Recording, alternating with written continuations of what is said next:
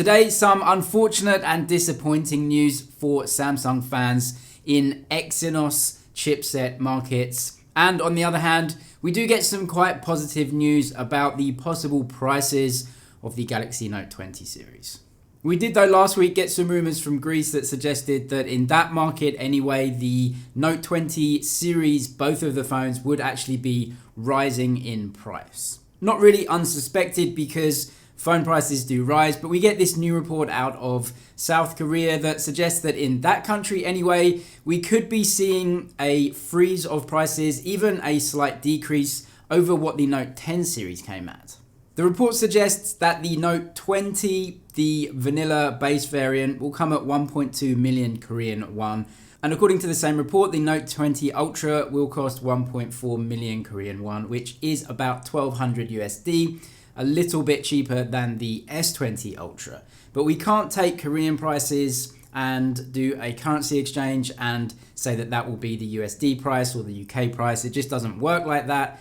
Prices will be different in different markets. But if it does come like this in Korea, that means there is a slight decrease in the prices. So hopefully that looks positive for the Note 20 phones because demand in 2020 for flagship phones isn't the best. Now we get onto some very big momentous news for the Note 20 phones with regards to the chipsets. And we have more and more information about One UI 2.5. This is the latest upgrade to One UI and will be shipping with the Note 20 phones. There should be some iterative upgrades and some new features in there, but you can tell by the code that some different chipsets are supported in One UI 2.5.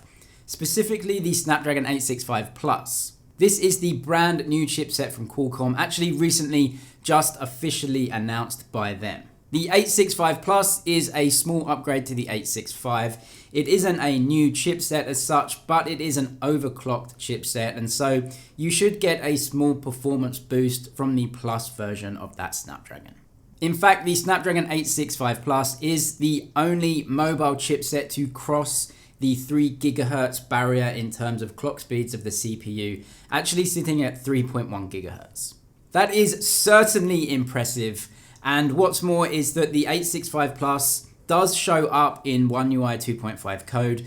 That's why leakers are putting two and two together and assuming that the 865 Plus will be used in the Note 20 series.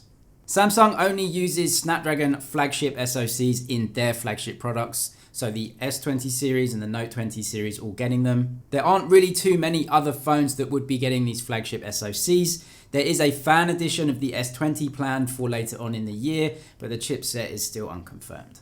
So it does seem like fairly good news on that regard for Note 20 phones, but really bad news for Exynos markets today. We had all of the rumors suggesting that Samsung would give us a brand new Exynos chipset in the Note 20 phones because the Exynos 990 doesn't really perform as well as the Snapdragon equivalent smartphones. This was called the Exynos 992, maybe on a 6nm process, better efficiency, more power.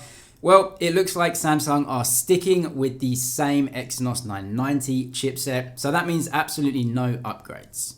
This is obviously very disappointing news for a lot of Samsung fans in Exynos markets because the Exynos does trail the Snapdragon. And this also leads me to believe that the rumors of the Snapdragon 865 Plus in Snapdragon markets is also a really strange move because it will further increase the gap between the two phones in the different markets, an even bigger variable between the Snapdragon Exynos chipset phones. Could Samsung actually overclock and get more performance out of the Exynos 990, just like Snapdragon are doing with the 865 Plus?